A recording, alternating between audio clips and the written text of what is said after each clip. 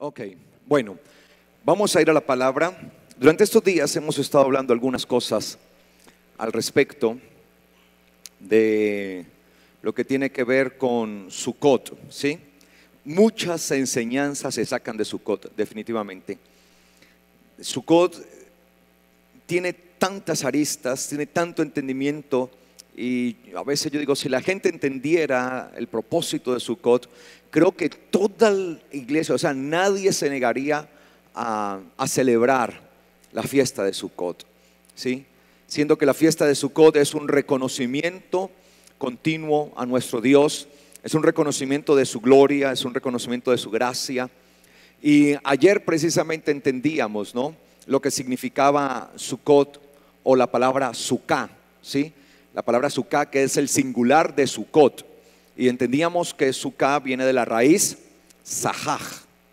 Y que la raíz Sahaj significa ¿qué? Protección. Es decir, que la Sukkah representa una forma de ¿qué? De protección.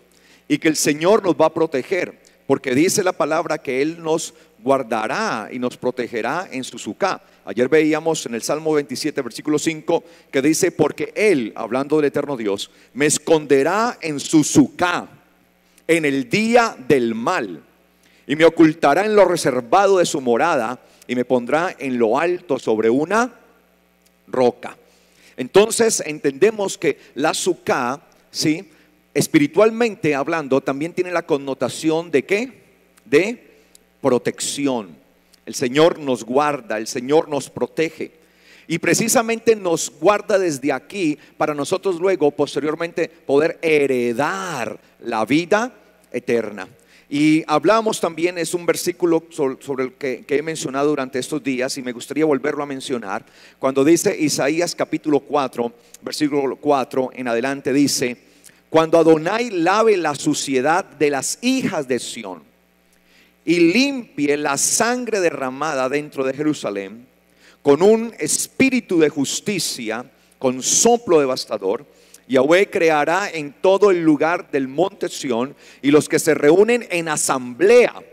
Y les hablaba que esa palabra asamblea es la misma palabra que se usa en hebreo para iglesia, ¿sí? Es la palabra kahal en hebreo, que es la raíz de kehilá, que es la asamblea, la iglesia, ¿sí? La congregación. Y dice: los que se reúnen en asamblea, una nube de humo en el día y de fuego llameante en la noche, y sobre todos habrá una jupá. Y entendíamos que esa palabra jupá es la referencia que se hace a un toldo, a una habitación nupcial, donde se reúnen ¿quiénes? Los novios, los esposos que han contraído ese pacto, ¿sí? Y aquí nos habla que el Señor pondrá una especie de jupá. De hecho, esto se parece muchísimo a una jupá. Por lo general, la jupá es así, esto que ustedes ven aquí. Eso es una jupá, ¿sí? Una jupá donde se casan. De hecho, tradicionalmente hasta el día de hoy, los judíos, cuando van a contraer nupcias, cuando van a contraer matrimonio, se casan dentro de una jupá, ¿sí? Por tradición, ustedes los ven allí. Y dice la palabra entonces que el Señor meterá a toda su asamblea dentro de una ¿qué? Jupá de gloria. Eso habla entonces de la relación íntima que la iglesia debe tener continuamente ¿con quién? Con el eterno Dios. Pero dice aquí la palabra que esa jupá, que será una jupá de gloria, será una ¿qué? Una, ¿qué dice su versículo 6? Será una Sukkah. Yo sé que en su Biblia tal vez traducen que será ¿qué? Refugio, creo que traducen la mayoría de las Biblias. Pero allí donde tradujeron refugio, dice la palabra Sukkah. Donde dice dosel o toldo, dice jupá en hebreo. Y la jupá, ¿sí?, es ese tálamo, es ese dosel del matrimonio. Y dice que la jupá, ese dosel, ese tálamo, ¿sí?, de gloria, será una ¿qué? Sukkah al mismo tiempo. Es decir, la jupá, ese lugar de intimidad matrimonial, vendrá a ser también una ¿qué? Sukkah. Ahí en su Biblia dice: y será de refugio, creo, ¿sí o no? Pero ahí la palabra que aparece en hebreo en refugio es suká, la cual será una suká de sombra contra el calor, de refugio en la tormenta y de resguardo contra el aguacero. Es decir, que ahí está el concepto de suká. El concepto de suká es un concepto de refugio, de protección, una suká que protegerá. Por eso el salmista, vuelvo y lo repito, decía: porque Él me esconderá en su tabernáculo, en su suká, en el día del mal. Y es que el día del mal vendrá, mis amados, y nosotros tenemos que prepararnos. ¿Y cuál es el día del mal? El día del mal habla del juicio de Dios. El Señor enviará su juicio. El problema es que la mayoría de las personas no saben eso o no quieren entender esto. Y sabe, ayer les hablaba algo que hoy iba a hablar hoy, pero lo hablé ayer, ¿sí? Respecto a los acontecimientos que se han venido dando últimamente. Ustedes mismos saben, y quiero volver a tocar esto, que esta semana se firmó una resolución de parte de la UNESCO. La UNESCO pertenece ¿a quién? A las Naciones Unidas. ¿Sí? Son las Naciones Unidas para el Desarrollo del Arte, de la Ciencia.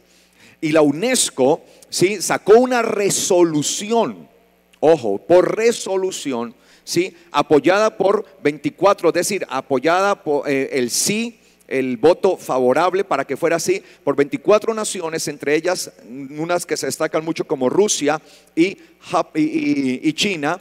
Aprobaron esto para que se desconociera totalmente el hilo que compenetra a el muro de los lamentos con Israel, con el pueblo judío. No se va a seguir reconociendo que el pueblo judío tenga algo que ver históricamente con el muro de los lamentos, el Kotel.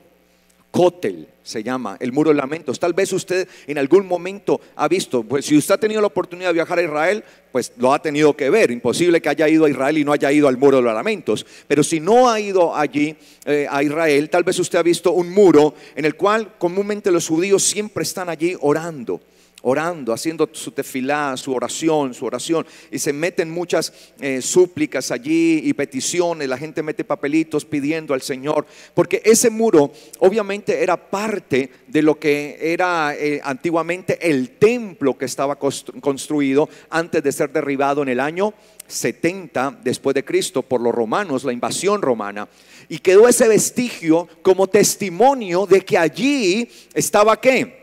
El templo. Ese es el muro lateral que cubría el templo, que lo resguardaba allí. Y ese muro hacía parte entonces del templo. Y lo más tremendo es que ahora sale una resolución de la UNESCO, dice: los judíos no tienen nada que ver con ese templo. Históricamente desconocemos, ese muro no tiene nada que ver con el pueblo judío. Es un desconocimiento. Entonces, ¿qué viene después de eso? Si se desconoce que el pueblo judío no tiene nada que ver con el muro, y por una resolución de la misma UNESCO, sí que se viene algo ya mucho más formal. ¿De parte de quién? De la ONU, porque ahora es por parte de la UNESCO, pero algo de la ONU. Y creo yo que eso tiene que ver parte de lo que dice, y se los mostraba ayer en Apocalipsis, porque esto todo se tiene que cumplir. Y vamos a ver algunas cosas también ahora en Apocalipsis que tienen que ver con este tema. Y cuando nosotros revisamos Apocalipsis, cuando yo vi la resolución que dictó la UNESCO, y cuando escuché las palabras de Benjamin Netanyahu, el primer ministro de Israel, inmediatamente lo primero que se me vino a la cabeza fue el cumplimiento de Apocalipsis 11. Apocalipsis 11 se está cumpliendo, Señor. Hay un cumplimiento. Nosotros tenemos que aprender a ser entendidos en la palabra. Nosotros tenemos que ser entendidos en las Escrituras, saber que el Señor nos ha dado su palabra verdadera, nos ha dado la palabra profética más segura. Y cuando vemos allí, el mismo Juan está viendo una visión y dice: a Juan se le fue dada una vara de medir, ¿sí? En Apocalipsis capítulo 11 versículo 1: y me fue dada una vara de medir, y se me dijo: levántate y mide el santuario de Dios, mide el templo de Dios, el altar y todos los que adoran en él. Pero el atrio del santuario, ojo con esto, el atrio del santuario déjalo fuera y no lo midas, porque ha sido entregado a las naciones, a los gentiles. y ellos hollarán la ciudad santa, hablando de Jerusalén, durante 42 meses. Entonces vemos aquí que a Juan se le permite ver el templo futuro que va a estar construido. Actualmente el templo no está construido. Actualmente no hay templo. Por eso usted ve que los judíos comúnmente van y acuden a este pedazo de muro. Pero si ahora se desconoce que tienen que ver ellos históricamente con esto, ¿sí? De hecho se está tratando de que la resolución sea quitada por medios diplomáticos y una cantidad de cosas. Pero si es quitada la resolución, qué bueno que sea quitada. Sin embargo, ya empezamos a ver intentos de lo que se viene, intentos de varios países de desconocer la conexión entre el pueblo judío y el muro de los lamentos. Y a medida que se hacen estas cosas, el propósito es apropiarse de Jerusalén. El propósito es tomar a Jerusalén para que se cumpla definitivamente todo esto. Y a Juan se le permitió ver la construcción del nuevo templo. Recuerde, ahora no hay templo. Ese templo va a ser reconstruido. Ese templo va a ser nuevamente levantado. Y se le permitió ver eso. Sin embargo se le dice, pero no midas, se le dice él, el atrio del santuario, y déjalo por fuera las medidas, porque ha sido entregado ¿a qué? A los gentiles, a las naciones. Entonces vemos cómo se va dando un cumplimiento. Es decir, que cuando se levante el templo, ese pedazo de muro no va a ser parte, y todo ese pedazo de allí y todo ese territorio no va a ser parte del templo que se va a construir. Y esto va a suceder. Y ya vemos esto. Por tanto, vemos ya un intento por parte de la ONU, a través de la UNESCO, de desconectar al pueblo de Israel con ese muro. Es decir, que esto es un cumplimiento de las escrituras. Y le dice, deja el santuario, déjalo afuera, no lo midas, porque esa parte ha sido entregado ¿a qué? A los gentiles. Ha sido entregado a los gentiles. Entonces las cosas que suceden no suceden por casualidad. Son parte del cumplimiento profético de todo lo que se avecina, de todo lo que se viene. Por eso es que nosotros tenemos que estar preparados. Y tenemos que estar preparados en todo esto, mis amados, porque el Señor dice la palabra que nos va a guardar en el día del mal. Y Él nos va a bendecir, pero tenemos que vivir de acuerdo a lo que dice su palabra. Vayamos a Apocalipsis capítulo 7. Apocalipsis capítulo 7, versículo 9. Apocalipsis 7, 9. Dice, después de esto vi, y aquí una gran multitud, la cual nadie podía contar, de toda nación, tribu, pueblos y lenguas, que estaban en pie delante del trono y delante del Cordero, vestidos de ropas blancas. ¿Y con qué? Y con palmas en sus manos. Juan está viendo una gran multitud. Una multitud que nadie podía ¿qué? Contar. Una multitud reunida. Una multitud que había sido tomada de toda nación, tribu, pueblos y lenguas. Es decir, una multitud diversa. No solamente de un pueblo, sino una diversidad total. Y esta multitud tiene una característica: está vestida de ropas blancas y con palmas en sus manos. Esto, cuando él ve esto inmediatamente es una referencia a lo que sucedía en la antigüedad en los tribunales de justicia. En los tribunales de justicia, cuando una persona estaba siendo llevada a un juicio para determinar si era o no culpable de un delito, se hacía una serie de cosas, de investigaciones, y se buscaban todas las pruebas. Y si la persona resultaba siendo inocente de todo ese delito que se le imputaba, de ese delito del cual se le culpaba, si la persona al final, después de haberse hecho toda la investigación, salía inocente, como se volvía una noticia pública, ¿sí? De tal manera que la persona era vestida con una túnica blanca, un vestido blanco para identificar su pureza, y se le entregaba una rama de palma, la palabra que aparece allí en su Biblia, ¿sí? Dice con palmas en la mano. Una vez yo escuchaba a alguien que predicaba sobre esto y dice: mire que en el cielo vamos a estar dando palmas, porque toda la multitud está con palmas en sus manos. No es palmas de aplaudir, no, es palmas de palmera. Porque la palabra que aparece ahí, la palabra foiniques, y foiniques es la forma de llamarle a las palmas, a las ramas de las palmeras, ¿sí? De las palmeras. Las palmeras siempre han tenido una connotación muy fuerte a la rectitud, y eso lo vamos a ver ahora, frente a lo que es la rectitud. De hecho, la palabra de palmera o palma en hebreo, la palabra tamar, que también significa ser recto o derecho, ¿sí? ¿Por qué? Porque por lo general vemos que las palmeras pues crecen muchísimo y casi van en forma vertical. Esa es la idea. Entonces a la persona se le vestía con un vestido blanco y se le entregaba una rama de palma, ¿sí? Con palmas en sus manos se le entregaba esto, y salía la persona enfrente de la multitud, y la gente, cuando lo veía vestido de blanco y con la rama de palmas en su mano, ¿sí? La gente identificaba que la persona había sido decretada inocente de lo que se le juzgaba, de lo que se le imputaba. Asimismo, eso es lo que va a pasar con nosotros. De hecho, esa multitud que Juan está viendo allí es la representación ¿de quién? De la iglesia en realidad.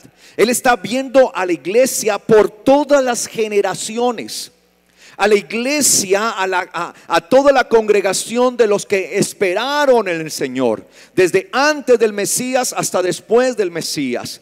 Aquellos hombres como Abraham y todos ellos patriarcas, aquellos hombres como Moisés, que entendieron que el Mesías habría de venir, pero no tuvieron la fortuna que nosotros tenemos de saber que Él ya vino. Sin embargo, creyeron en Él y siempre esperaron en Él. Siempre estuvieron allí esperando en esa gracia, en esa gloria. Entonces allí van a estar de todas las naciones. Por eso dice que serán tomados ¿de dónde? Habían sido tomados ¿de dónde? De todas las naciones.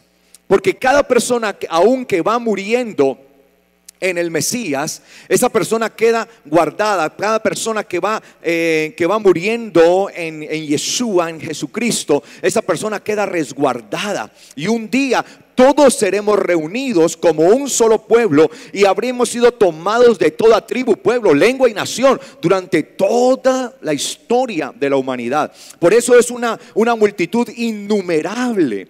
Y dice allí que todos vestidos de ropas blancas y con ramas en sus manos, ramas de palmas en sus manos. Quiere decir inmediatamente, esto da la idea de que todas ellas habían sido declaradas como justas, inocentes. De hecho, ese era el apelativo que se usaba, que la persona había sido declarado ¿qué? Justo o inocente. Había sido declarada la persona justa o inocente. Y eso es lo que está viendo Juan allí, como todos aquellos que esperaron en el Mesías, todos aquellos que guardaron la fe de Yeshua hasta el último momento, Él está viendo ese momento de gloria, ese momento de gracia, cuando toda esta gran multitud es reunida por el Señor para ser metida ¿en dónde? En su jupá, la cual será como una sucá. Y dice la palabra allí que todos cargaban allí. Por tanto, en esa visión, creo yo, sin lugar a dudas, Juan lo tuvo que haber visto a usted. Amén. ¿O no? ¿O para la paila? Como digo, Juan lo tuvo que haber visto a usted.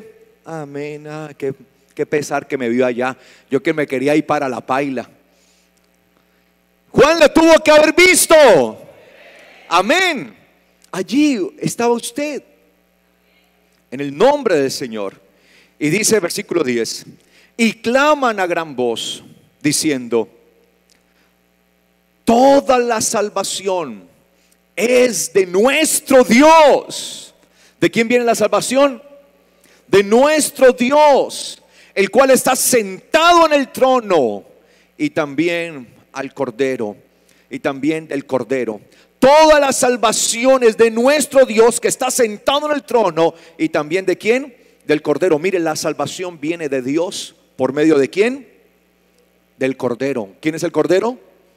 Yeshua, nuestro Salvador, nuestro Mesías, el cual nos ha limpiado de nuestro pecado, el cual nos ha limpiado de esa vida pecaminosa, de esa vida de muerte, esa vida por la cual andamos y lo único que hacemos es destruir nuestra vida. Hay gente que toda su vida se la ha pasado solamente en buscar la destrucción de su vida, sin tener la conciencia de que el Señor tiene algo preparado mucho mejor.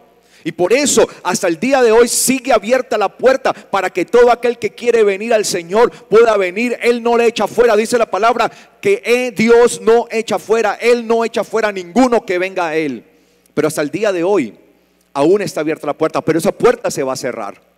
Y dice la palabra acá: y todos los ángeles estaban en pie alrededor del trono y de los ancianos y de los 4 seres vivientes, y cayeron sobre sus rostros delante del trono y adoraron a Dios, diciendo: amén.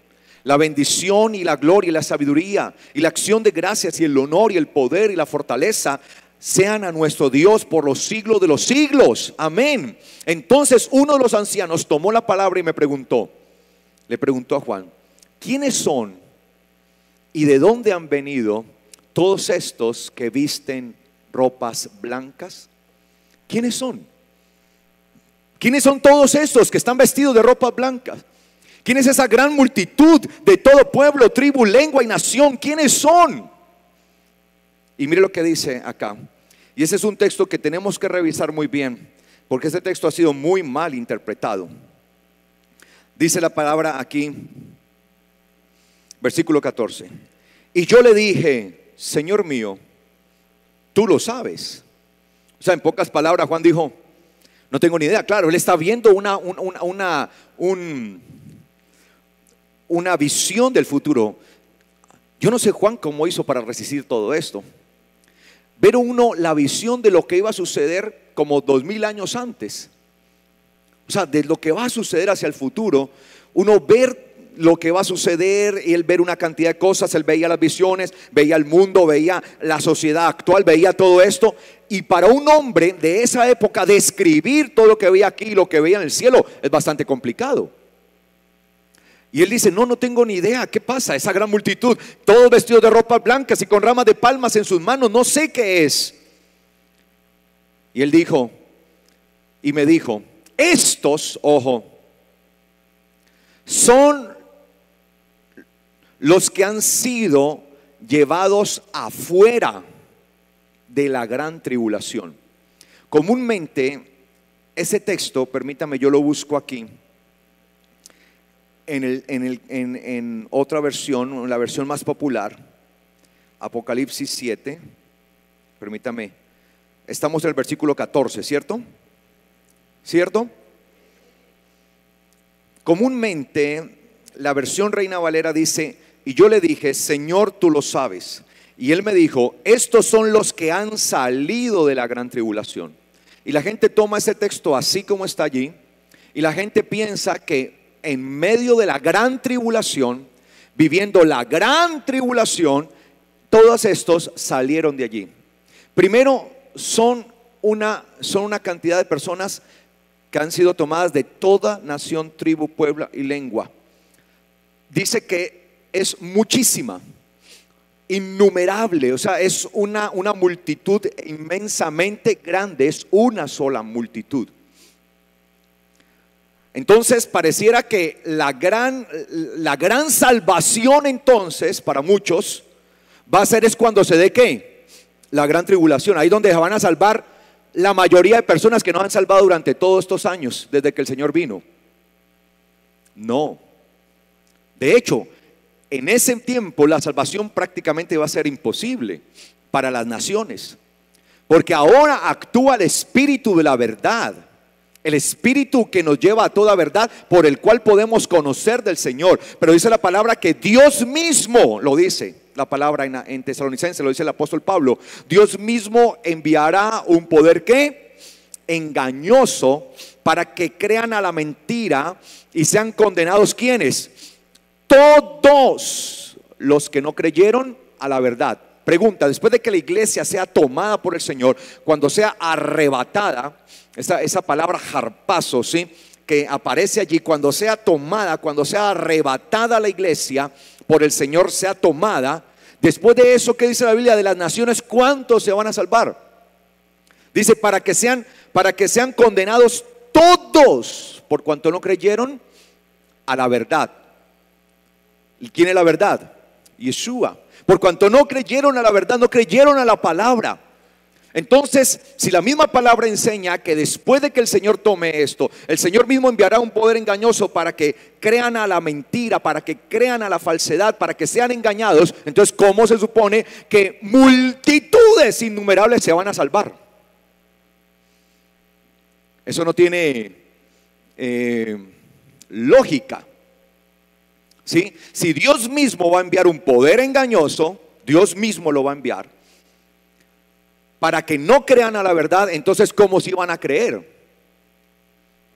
Lo que Juan está viendo acá es la multitud de todos los santos desde épocas antiguas hasta el último momento en que el Señor recoja a su congregación,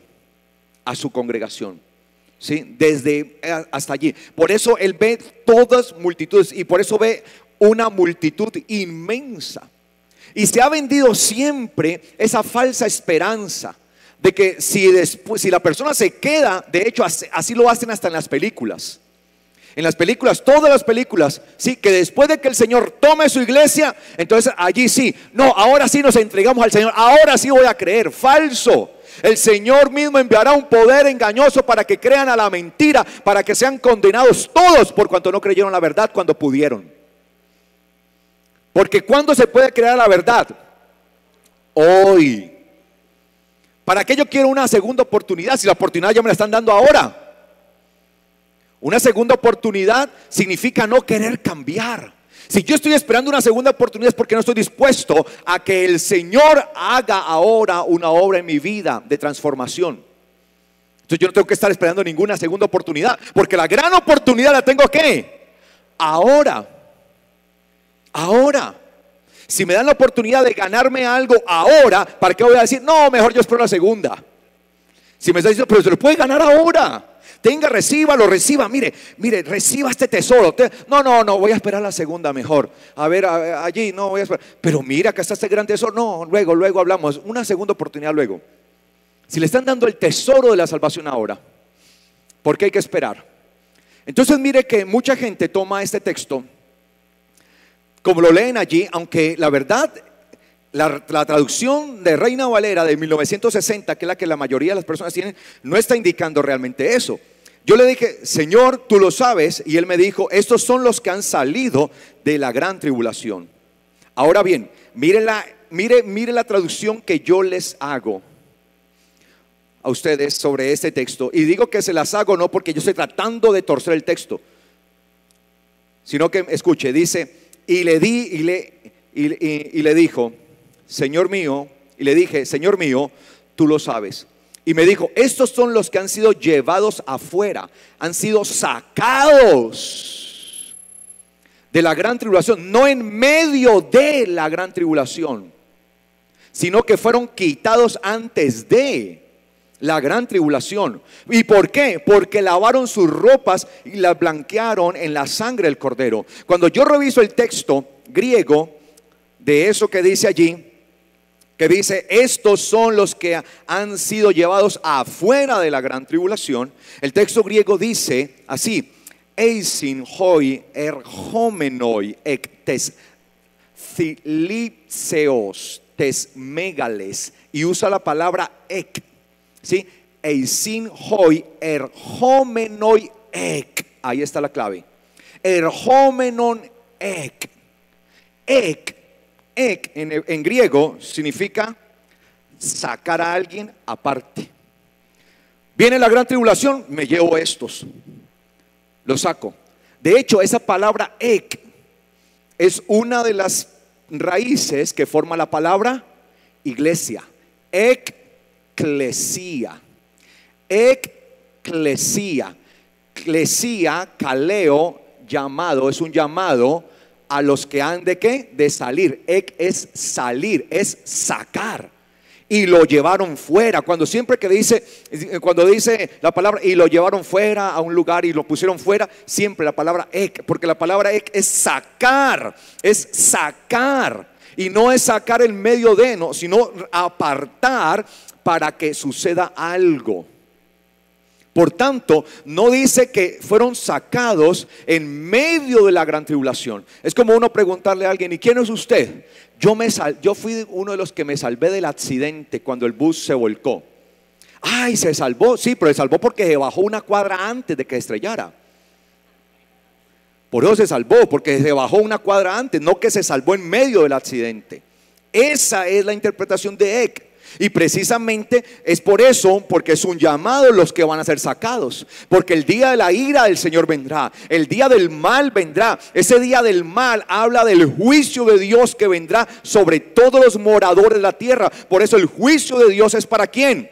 Para los moradores de la tierra. El juicio de Dios no es para el creyente. El juicio de Dios no es para aquel que ha lavado su vida en la sangre del Cordero.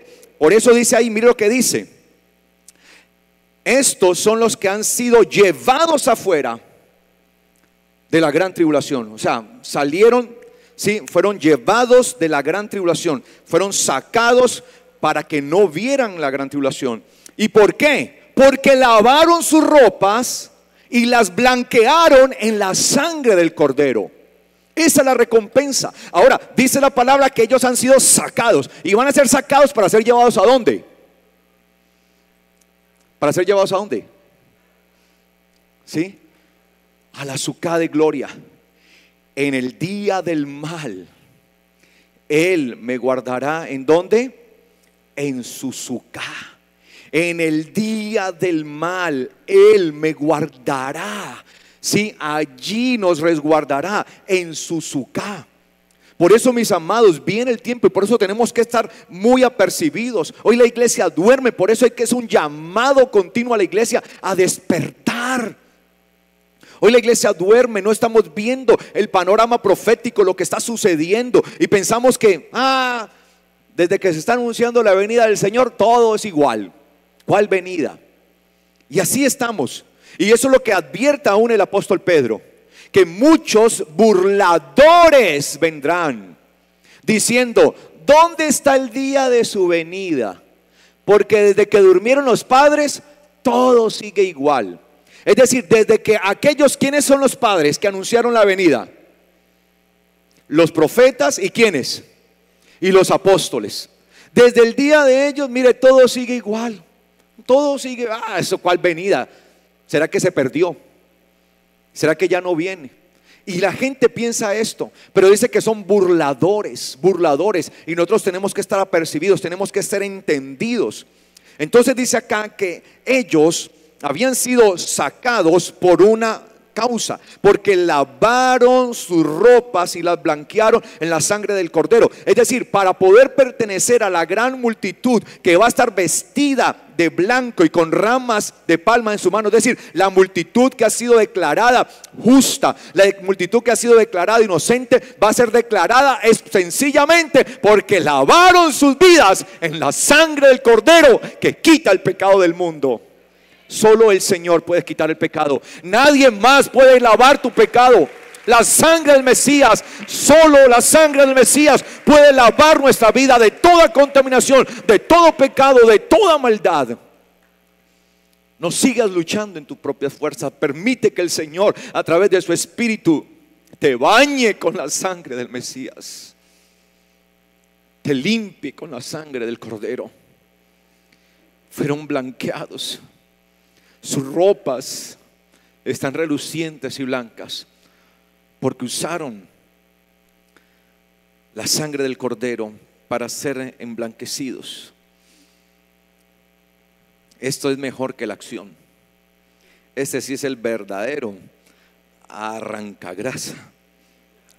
Sí, arranca pecado de todos, mis amados. La sangre del Mesías. Gloria a Dios por la sangre del Mesías. Y dice acá, por eso, por haber emblanquecido, por haber blanqueado sus vestiduras. Estas vestiduras obviamente es la referencia ¿a qué? Al nuevo cuerpo espiritual que vamos a recibir. Recuerde que el apóstol Pablo dice que actualmente vivimos en una suká, que es este cuerpo, el cual ¿qué?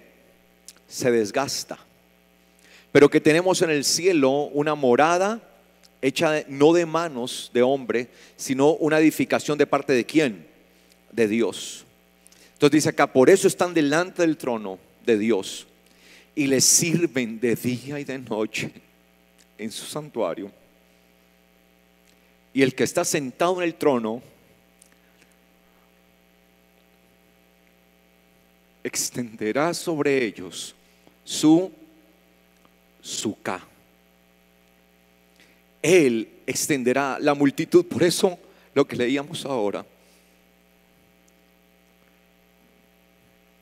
cuando leíamos ahora en Isaías 4:5, Yahweh creará en todo el lugar del monte Sión, y los que se reúnen en asamblea, una nube de humo. Por eso dice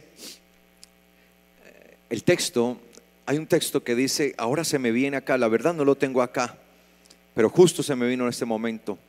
No recuerdo exactamente dónde está el texto, pero el texto dice que en Shalem está su morada y en Sión está su suká, su tabernáculo.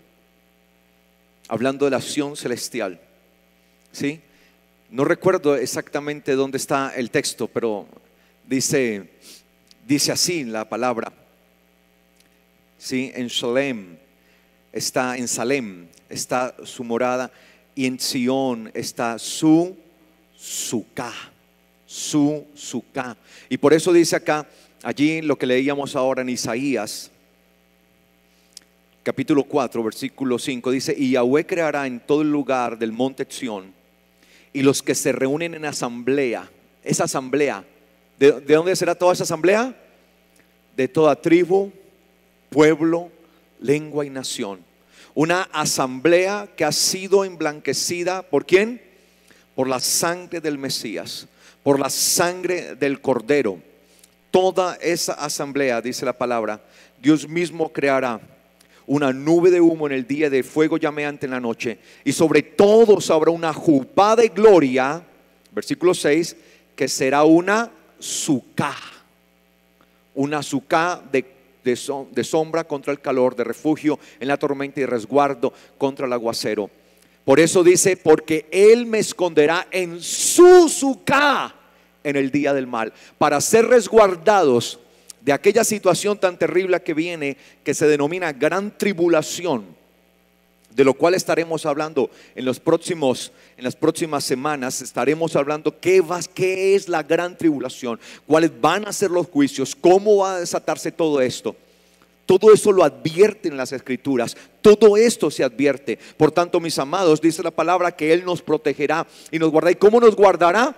Tomándonos, sacándonos y llevándonos ¿a dónde?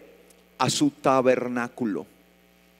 Por eso dice, Él me esconderá en su tabernáculo, en su suká, en el día del mal. Y por eso dice entonces acá el apóstol Juan, cuando está escribiendo allí en Apocalipsis, él dice,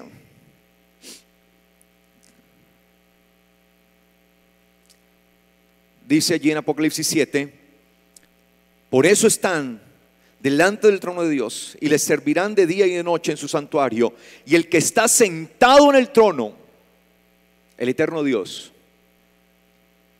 extenderá su suká sobre ellos, y no tendrán hambre, ni tendrán sed, ni caerá más sobre ellos el sol, ni el calor alguno. Por eso dice, nos guardará del calor, del frío, nos guardará, ¿sí? Porque empezaremos a vivir en la misma dimensión del eterno Dios, en su misma dimensión espiritual. Porque el Cordero que está en medio del trono, o sea, en medio de la suká, ¿estará quién? Yeshua mismo, en medio de la sucá, porque el trono está dentro de esa sucá de gloria que el Señor extenderá sobre todos. Y dice acá, porque el cordero que está en medio del trono los pastoreará y los guiará a fuentes de aguas de vida, y Dios mismo limpiará todas lágrimas de sus ojos. Yo quiero estar allá. ¿Cuántos desean estar en la gloria del Señor? ¿Cuántos desean estar en la gloria del Señor? Por eso debemos estar preparados, blanqueados en la sangre del Mesías, viviendo conforme a su palabra, conforme a su gracia. Por tanto, mis amados, se desatará sobre el mundo algo espantoso, algo terrible, mis amados. Pero el Señor mismo, ¿sí?, estará obrando a favor de nosotros. Estará haciendo algo. Por eso nosotros tenemos que ser injertados en el Señor. Tenemos que prevalecer en Él, estar en Él, en el amado. Por eso estamos completos en el Mesías. Ahora bien, entendamos algo entonces respecto a la sucá. La sucá como tal, entonces, es una especie de vallado de protección. Y eso lo vemos aún desde Job. Mire lo que dice Job capítulo 1. Job capítulo 1. Dice Job capítulo 1, versículo 8. Y dijo Yahweh al Satán, al acusador: ¿acaso has puesto tu corazón contra mi siervo Job? Porque no hay como él en la tierra, varón perfecto, honrado, temeroso de Dios y apartado del mal. Mire las características de Job. Y esto es lo que nosotros debemos entender. Un varón perfecto, honrado, temeroso de Dios, apartado ¿de qué? Del mal. Entonces el acusador, el Satán, respondió a Yahweh diciendo: ¿acaso Job teme a Dios gratuitamente? O sea, en pocas palabras, Satanás está diciendo: él te sirve porque tú lo has bendecido. Y muchas veces la condición por la cual la gente quiere buscar de Dios solamente es para recibir ¿qué? Bendiciones. Entonces, en el momento que la persona no reciba X bendición que está esperando, que asume que la merece, entonces deja de buscar ¿de quién? De Dios. Porque el Señor bendice de acuerdo a como Él sabe que nos debe ¿qué? Bendecir. Como padres sobre nuestros hijos, nosotros les vamos dando a nuestros hijos de acuerdo a cómo ellos van ¿qué? Creciendo y van teniendo su ¿qué? Su conciencia, se van desarrollando. Yo a mi hija pequeña, ¿sí?, no le puedo entregar cosas valiosas porque las destruye, las daña. A medida que mi hija ha ido creciendo, le he ido dando ¿qué? Algo mejor. Recuerdo que cuando era muy pequeñita, le compré un celular chiquitico, pequeñito, que tenía solamente 2 botoncitos para llamar a papá y mamá, y estaba el dibujito del papá y la mamá. Yo le decía: mi amor, si en algún momento necesita, entonces un desacanto. Entonces ya un día allí, sí, papá y mamá, nada más. Un celular que sacaron y se lo di a ella, sí. Y así le fue mejorando. Ahora en la universidad me ha tocado mejorarle eso, porque ese instrumento ese prácticamente el instrumento, ella mantiene en conferencia con sus compañeros. Entonces el semestre pasado me dijo: papá, es que este celular que yo tengo ya no me da, por favor. Sí, yo tengo que mantener con mis compañeros en conexión para estar haciendo unos trabajos, una cantidad de cosas. Usted la escucha todo el día ahí. Ve, y esta medida y esto otro, vamos a hacer esto, porque ahora parece que hacen los trabajos en grupos de esa manera, ¿no? Qué bendición. Anteriormente a uno le tocaba era reunirse físicamente. Entonces le dije: listo, mi amor, te voy a entregar, te voy a dar uno mejor, ¿sí? Tenía un computador y ese computador ya empezó a pegarse porque en el programa que se le cargó ya era muy pesado. un programa de AutoCAD y todo eso. Entonces me dijeron no, entonces ya le dieron la especificación del computador que ella necesitaba, las especificaciones mínimas, y ese computador no la requería. Entonces, ¿qué me tocó? Comprarle ¿qué? Algo mejor, pero porque va demostrando que ¿qué? Que lo merece, que lo puede, que lo necesita, de acuerdo a su necesidad. Y así mismo el Señor nos va proveyendo a nosotros de acuerdo a ¿qué? A la necesidad que vamos teniendo. ¿Sí? Y obviamente tuve que invertir, hacer una inversión, ¿sí? En la compra y la adquisición de un nuevo equipo para ella, porque lo necesita, porque es parte de su carrera. Ella estudia arquitectura y necesita eso, y necesita la herramienta. Entonces le dije listo, y le dije ojo Valentina, cuida de eso, cuídalo. Y tengo que ir le tengo que ir enseñando esa responsabilidad, porque son equipos que obviamente al ser más exigentes son más costosos. Y le he dicho, no lo puedes dejar por allí, no puedes perderlo, cuidado, le haces esto. Sí, en estos días, papá, me tengo que llevar el computador, el portátil para la universidad. Bueno, hija, espero que tenga responsabilidad y allá trabajando. Es eso, mis amados. Así mismo hace el Señor con nosotros. Él va viendo nuestra necesidad y así mismo también nuestro comportamiento. ¿Cuál es nuestro compromiso?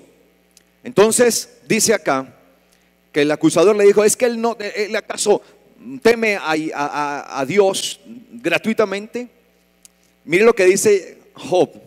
¿Acaso no has puesto qué? ¿Qué dice su Biblia?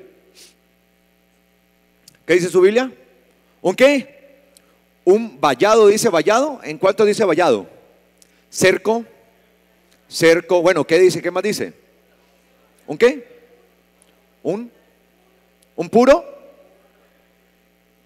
Un muro, ya, un cercado. Gracias, disculpe. Cercado, muro, vallado. Bueno, todos esos son sinónimos. La palabra que aparece allí en hebreo es la palabra sahtá. Y sahtá, pues viene de la misma raíz, sahaj. De la misma raíz que viene ¿qué? Suká. Para uno poder entender la escritura hebrea, siempre hay que ir a la raíz. Porque en la raíz se encuentra el mensaje que se está transmitiendo dentro de la escritura. Recuerde que son escrituras muy antiguas, no son modernas como nuestro alfabeto, ¿sí? No, entonces siempre hay que recurrir a las raíces para poder entender el mensaje correcto de lo que hay allí. Por tanto, se usa la misma palabra, ¿sí? la misma raíz, sahaj, la misma raíz de suká. Sahtá, en este caso, un vallado. Es decir que el Señor había como cruzado una especie de ¿qué? De suká. ¿Alrededor de quién? De Job. Dice, ¿no has puesto un vallado? Ahí está, como vallado, como cerca. ¿Sí? Esa es la idea de la suká. En torno a él y en torno a su casa y en torno a todo cuanto posee. Porque has bendecido la obra de sus manos y sus posesiones se desbordan por la tierra. Es decir que este hombre tenía ¿qué? Muchísimo dinero, era muy rico. Sin embargo, dice la palabra ahí, pero extiende, le dice el acusador, ahora tu mano y toca todo lo que él tiene y verás si no te maldice en tu propia cara, en tu propio rostro. Tremendo eso, porque hay gente que solamente depende de Dios si le bendice, si le da. Entonces ahí empezamos a ver esto. Y si saltamos al versículo 20, ¿sí? Job dice la palabra que vino una gran prueba y lo perdió ¿qué? Todo. Ustedes tal vez han leído la historia de Job. Perdió todos sus hijos, murieron. Perdió todas sus posesiones. Todo lo perdió en un mismo momento. Todo lo perdió. Y lo único que le quedó fue ¿qué? La esposa, la mujer, imagínense. Eso sí, no, Job, muy de mala. No, yo que me quede siempre con mi esposa, eso sí. A mi esposa que no me la quiten. Porque es que esa esposa era una diabla, hermano. Sí, era una perversa. Mire lo que sucede ahora. El versículo 20. Entonces, después de perderlo todo, entonces Job se levantó y rasgó su vestido y rapó su cabeza y cayendo en tierra se postró. Y dijo, desnudo salí del vientre de mi madre y desnudo volveré allá. Y Yahweh dio y Yahweh quitó. Sea el nombre de Yahweh bendito. Esa es la disposición que debe tener siempre el creyente. No dependemos de las cosas materiales. No dependemos de las circunstancias. Es decir, mi fe en el Señor no puede depender de las circunstancias. Si me va bien, entonces estoy contento y alabo a Dios. Y si me va mal, entonces voy a maldecir.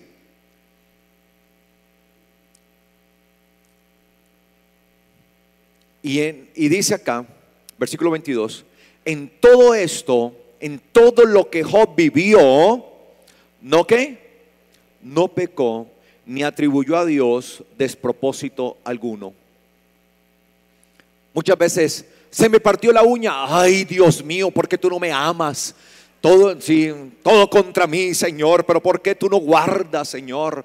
No, por muchas cosas, por minimidades, por cosas insignificantes. Muchas veces queremos voltear el rostro de Dios. Ya no queremos seguir, no queremos continuar. Cuando tenemos que aprender es a entender que las cosas de este mundo no pueden tener mayor valor que el valor que tiene la vida eterna. Por tanto, la vida eterna no puede depender de nada ni de ninguna circunstancia en esta vida. Dios dio, Dios quitó. Alabado y bendecido sea el nombre del eterno Dios. Amén. Amén. Alabado y bendecido sea el nombre del eterno Dios. Pero hoy la iglesia se está llenando de una idolatría por el dinero terrible, empezando por sus líderes, muchos de ellos, no todos.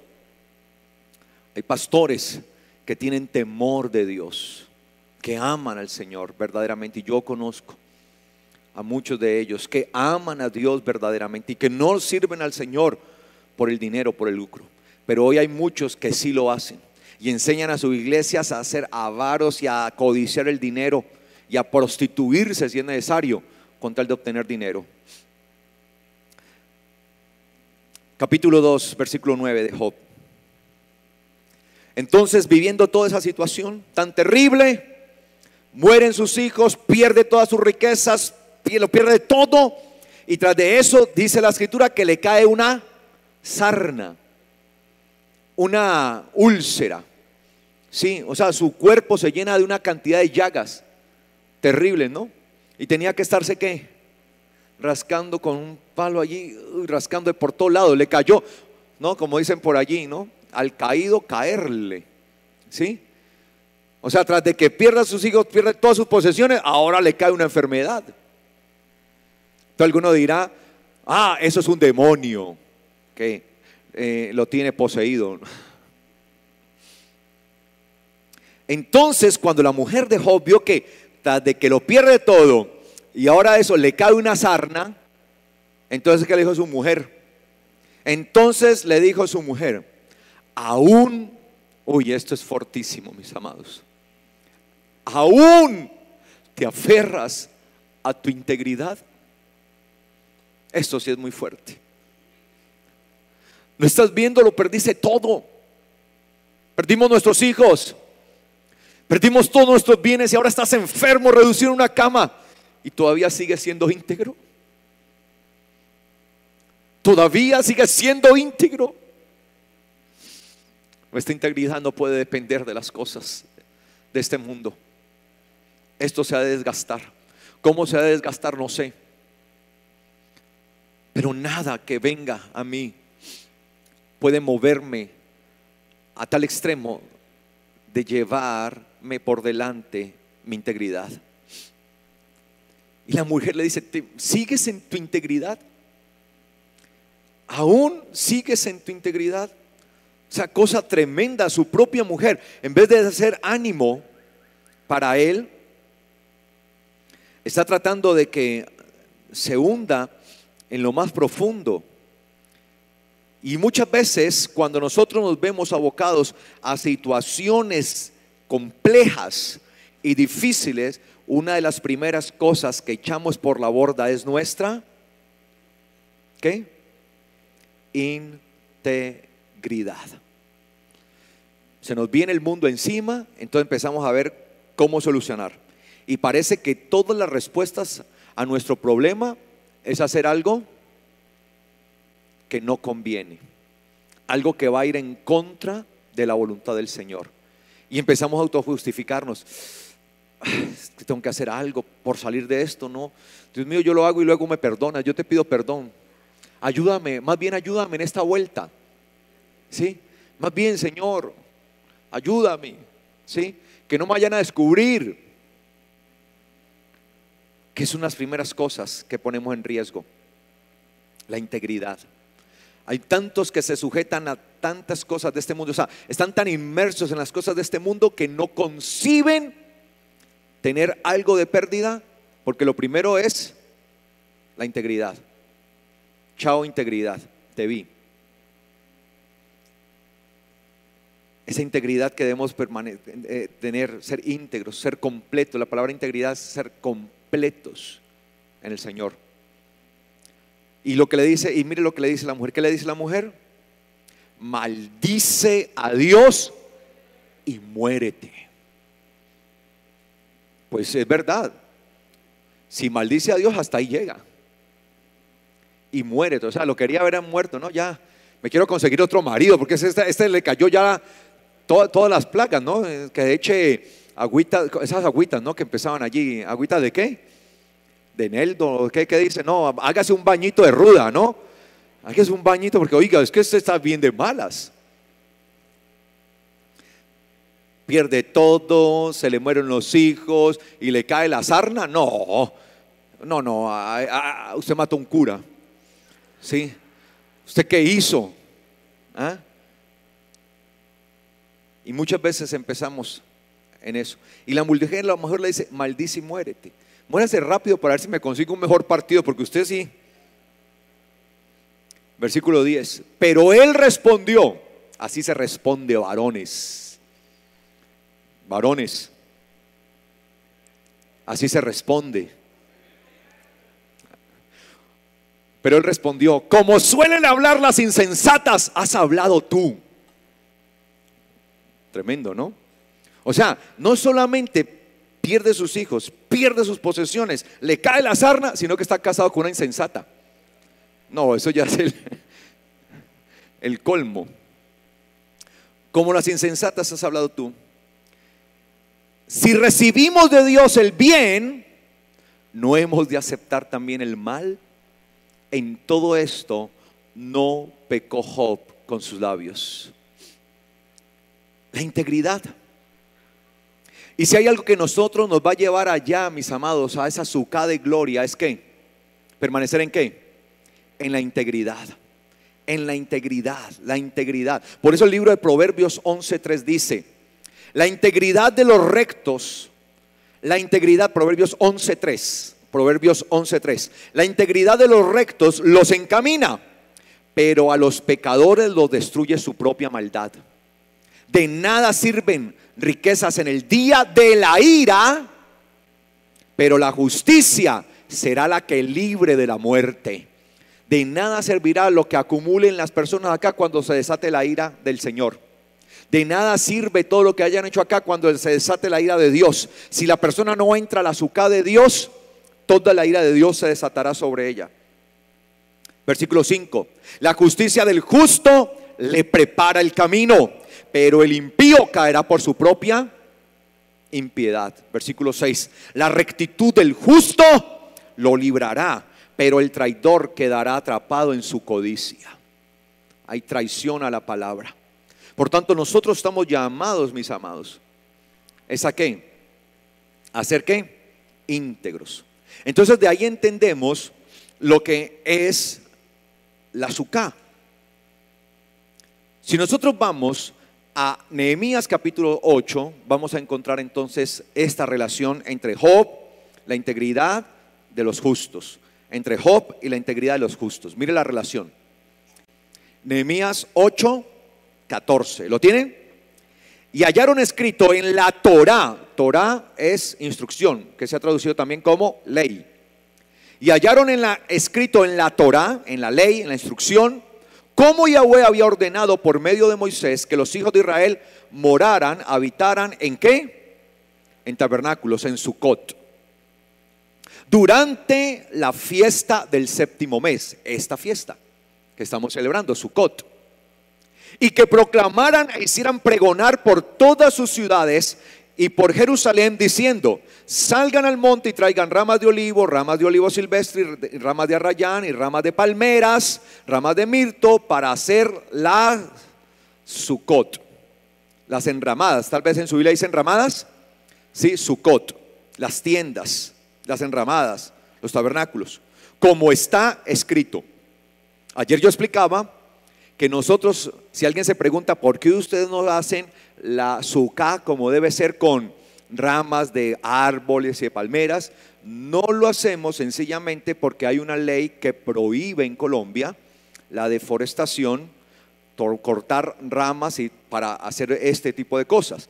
De hecho, eso se dio como protección al medio ambiente, porque sobre todo en lo que en Colombia se conoce como Semana Santa, hay una gran deforestación porque la gente corta mucho la palma de cera, ¿sí? Para hacer los famosos ramos ¿de qué? ¿Cómo se llaman? Los ramos de Pascua, ¿no? Sí, el Domingo de Ramos, ese, muchas gracias, eso, para hacer el Domingo de Ramos. Eso es una ley, entonces nosotros nos ajustamos a la ley, ¿es cierto? ¿Sí o no? Sí, tenemos, a mí no me importa, voy a cortar, ¿sí? Entonces por eso evitamos hacerlo más. Como iglesia tenemos que dar ejemplo, por eso evitamos hacerlo, porque hay una ley que lo prohíbe. Yo no sé si usted lo sabía, pero está la ley que prohíbe eso, ¿ok? Versículo 16. Salió pues el pueblo y trajeron y se hicieron ¿qué? Tabernáculos, Sucot, cada uno sobre sus tejados y en sus patios. ¿En dónde? En sus patios. Y en los atrios o en los patios de la casa de Dios, y en la plaza de la puerta de las aguas, y en la plaza de la puerta de Efraín. Entonces, comúnmente usted ve que los judíos, hasta el día de hoy, en sus casas, en los patios, ¿hacen qué? Una sucá. Y durante los días de Sucot, allí durante 7 días, se resguardan, habitan allí, para rememorar y recordar que los hijos de Israel anduvieron errantes en el desierto y habitaban ¿en qué? En Sucot, ¿sí? Hacían su sucá y ahí estaban ahí provisionalmente. Entonces ellos vieron que eso estaba escrito en la ley del eterno Dios y dijeron: no hemos hecho esto, hagámoslo, celebrémoslo. Entonces dice acá que en sus patios, ojo, la palabra patio que aparece, o patios que aparece ahí, es la palabra hatzorot en hebreo. Hatzorot en hebreo, patios. Dice que lo hicieron en los hatzorot de sus casas y en los hatzorot de la casa ¿de quién? De Dios. Y dice acá, versículo 17: y toda la congregación de los que había retornado del cautiverio, porque venían del cautiverio de Babilonia, hicieron Sucot, tabernáculos, moradas, y moraron en los tabernáculos, en la Sucot, cosa que los hijos de Israel no habían hecho desde los días ¿de quién? De Yeshua ben Nun.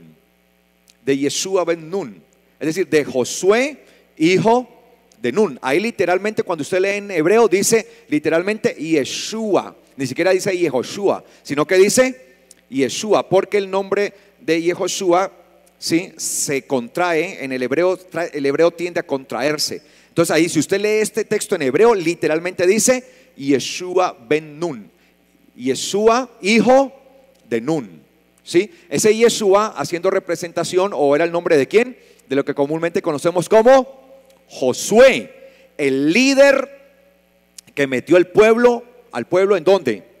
En la tierra prometida. Recuerde que cuando murió Moisés, ¿quién quedó liderando al pueblo? Josué, Yeshua, ¿sí? O Yehoshua, su nombre extenso. Y dice acá que desde los días de Josué hasta ese entonces no habían celebrado ¿qué? Sucot, imagínense.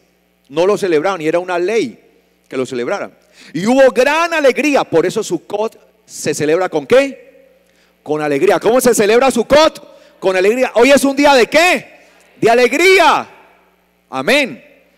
Y diariamente leían el rollo de la Torá de Dios. O sea, todos los días se dedicaban ¿a qué? A estudiar la Torá de Dios, desde el primer día hasta el último. E hicieron la fiesta solemne durante 7 días, y al octavo día hubo una gran asamblea, porque en el octavo día se celebra lo que se conoce como Hoshana Rabbah, ¿sí? Que es el gran sálvanos, por favor. Ese gran sálvanos, es decir, ese día es la conclusión, ¿sí? Cuando terminan todas las fiestas del año, que empiezan desde Pascua hasta Sukkot. Ese día, de hecho, un día como ese, el Señor hizo una declaración poderosa. Dice la Biblia en el libro de Juan, en la carta de Juan, dice: en el último día de la gran fiesta, hablando de la gran fiesta de Sukkot, en el último día de la gran fiesta de Sukkot, es decir, ese día que se conoce como Hoshana Rabbah, es decir, el gran sálvanos, por favor. Sí, gran sálvanos, sálvanos por favor, significa eso, Hoshana Rabbah, sálvanos por favor. Ese último día, ¿sí? Cuando hacían siempre un rito, porque siempre los sacerdotes iban hasta el estanco de Shiloach o Siloé, el estanque del enviado. Recuerde que era un estanque que tipificaba al enviado de Dios. ¿Y quién es el enviado de Dios? El Señor. Entonces comúnmente iban hasta el estanque de Shiloach o de Siloé y sacaban agua de allá, y los sacerdotes empezaban a caminar entrando a Jerusalén, ¿sí? Trayendo ¿qué? El agua, y todo el pueblo estaba expectante allí. Todo el mundo. Wow, vienen los sacerdotes, porque el agua siempre ha significado limpieza, purificación. Entonces iban trayendo el agua, lo traían allí en unos baldes de oro o en unas macetas de oro, o sea, ¿cómo le llamamos? Jarras, tinajas de oro, ¿sí? Ahí traían el agua con el agua del estanque de Siloé, ¿sí? De Shiloach, ahí traían eso. Entonces iban trayendo allí esas aguas, ¿sí? Y cuando entraban a la ciudad, el pueblo empezaba a gritar: Hoshana Rabbah, ¿sí? Hoshana Rabbah, sálvanos, sálvanos. Entonces en ese momento, cuando el pueblo está así, viendo que entran los sacerdotes y el pueblo está expectante y el pueblo está allí viendo, ya van a empezar a gritar, dice la Biblia, y el Señor alzó su voz, o sea, gritó. Y dijo él: el que tenga sed, venga a mí y beba, y de su interior correrán ríos de agua viva. El que tenga sed, venga a mí y beba, y el que crea, como dice la escritura, de su interior correrán ríos de agua viva. Mire, en pocas palabras él estaba diciendo: ustedes traen agua de un estanque, yo soy el enviado, el agua de vida. El que quiera beber verdaderamente y no tener sed jamás, venga, yo soy el enviado, yo soy Shiloach, el enviado, y tomen agua de mí, tomen agua de vida. Eso fue lo que hizo el Señor. Y dice la Biblia que eso, dice, y al que crea, ¿sí? ¿Será qué? Salvo, ¿sí? Venga a mí y beba. Venga a mí, como dice la escritura, de su interior correrán ríos de agua viva. Y esto lo dijo, dice la palabra, y esto lo dijo, ¿sí? Para todos los que iban a creer en él. Y lo dijo respecto a quién: al Espíritu Santo, que iban a recibir todos los que creyeran en él. ¿Quiénes reciben el Espíritu Santo? Todos los que creen en Yeshua. Todos los que creen en Yeshua, que es la fuente de agua de vida. Porque dice la palabra que el Espíritu aún no se había manifestado, por cuanto Yeshua aún no había sido ¿qué? Glorificado. Entonces dice acá que estaban continuamente celebrando ellos esto, y el octavo día, el último día con el que se cierra, así como vamos a cerrar hoy, ¿sí? Tuvieron esa solemne asamblea, esa solemne reunión, congregación en alegría, diciéndole: gracias, Señor, hoy tomamos del agua de vida. Por eso mire lo que dice la palabra, ¿sí? Que ellos hicieron su sucá, ¿en dónde? En los patios. ¿Dónde hacían la sucá? En los patios, tanto en sus casas como en el patio de la casa de ¿quién? De Dios. Por eso, si nosotros vamos a Salmo 92, versículo 12, dice, el Salmo 92, versículo 12, dice: el justo, ojo, Salmo 92, 12, el justo como la palmera crecerá el justo como la palmera florecerá y crecerá como árbol en el Líbano. Crecerá el justo como la palmera, florecerá y crecerá como un árbol en el Líbano. La palabra palmera, tamar, ¿sí? Tamar, que significa ser ¿qué? Recto. Tamar, palmera, ser recto, ser derecho, ser íntegro. Job no vendió su integridad por nada. Se mantuvo ¿qué? Firme. Se mantuvo ¿qué? Recto. El justo como la palmera florecerá y crecerá como árbol en el Líbano. Versículo 13. Injertados en la casa de Yahweh, florecerán en los patios, Hatzrot, de nuestro Dios. ¿En los patios de qué? De nuestro Dios. Mire que dice que serán ¿qué? Injertados. La palabra shatal, que significa trasplantar. La palabra injertado que aparece en su Biblia, shatal, significa trasplantar. Significa tomar un árbol que ya está plantado, quitarlo para llevarlo ¿qué? A otro lugar y plantarlo allí. Eso es lo que enseña la palabra. Eso es Sukkot. ¿Qué es lo que el Señor va a hacer con los íntegros? ¿Qué es lo que el Señor va a hacer con los rectos? ¿Los va a qué? Estamos plantados en este mundo.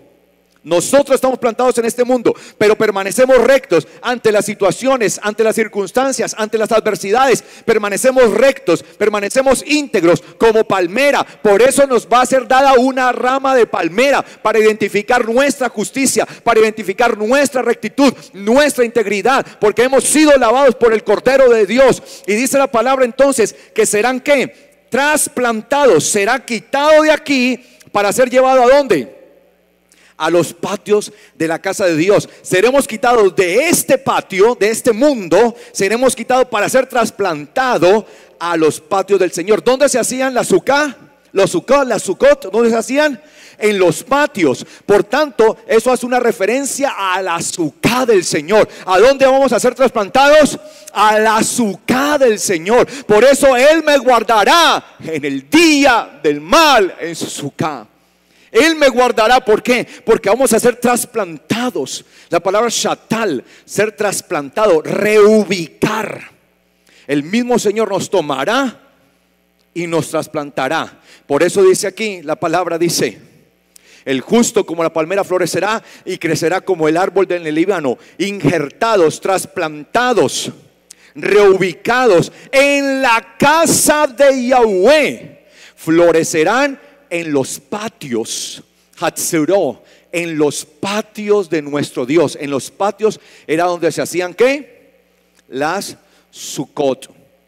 Por tanto, nosotros vamos a ser trasplantados, vamos a ser llevados allá.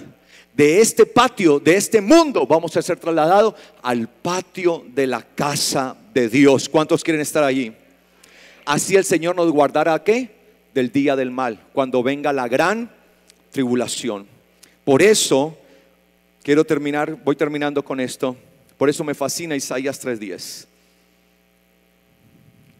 Isaías 3:10, versículo 10 y versículo 11. Dice: díganle al justo, al íntegro, al recto, al que permanece firme, díganle que le irá bien. Dígale a la persona que está a su lado: te irá bien. Te irá bien. ¿Pero a quién? Al justo, al recto, al que permanece inamovible frente a las situaciones externas, al que agrada al Señor, al que a pesar de las circunstancias que se vengan, permanece firme al Señor. Más bien siempre ante cada situación, sea buena o sea mala, dice: alabado sea el nombre del Señor. Siempre tendrá alabanza para el Señor, siempre. Díganle al justo, al que es íntegro, al que es temeroso, al que es recto, al que es firme, que le irá bien, porque comerá del fruto de su obra. Y ay del impío, todo le irá mal, porque la obra de sus manos será su recompensa. Como todo para el impío, todo es aquí en este mundo, su recompensa solamente será ¿qué? En este mundo, la obra de sus manos. Pero nosotros que somos ciudadanos del cielo, que entendemos que estamos acá, pero tenemos nuestra sucá allá. Sabemos que estamos acá, sabemos que estamos en el mundo, ¿pero qué? Pero que no somos del mundo, que nuestra sucá está allá, mis amados, que allá por eso permanecemos fieles al Señor, que se viene lo que se viene, fiel al Señor, que no importa lo que venga, fiel al Señor. Nuestra sucá está allá. Por eso al justo le irá bien, al recto, al íntegro le irá bien. ¿Y por qué le va a ir bien? Porque será tomado de acá y será llevado allá. Comerá del fruto de su obra. Mas ay del impío, todo le irá mal, porque la obra de sus manos será su recompensa. Por tanto, mis amados, nosotros hoy estamos llamados a vivir en el Señor, a vivir para Él, a saber que si bien estamos en este mundo, esta es nuestra realidad, no podemos obviarla. Batallamos continuamente, no podemos permitir que nada en este mundo sea tan grande que termine destruyendo y aplastando nuestra fe en el Señor. La sucá, sencillamente la sucá, es una representación del lugar donde el Señor resguardará a todos los justos, a todos los íntegros, a los que decidieron lavar su vida en la sangre del Cordero y permanecer íntegros para el Señor, independientemente de todas las circunstancias y adversidades que se presenten, porque su fe y mi fe no pueden depender de las circunstancias externas. Amén. Amén, iglesia. Amén, iglesia. ¿Cuántos son justos? ¿Cuántos son justos? Nos vamos a parar allí. Nosotros vamos a estar dentro de esas bendiciones. Vamos a estar dentro de esa visión. Coloquémonos de pies, por favor, en esta mañana.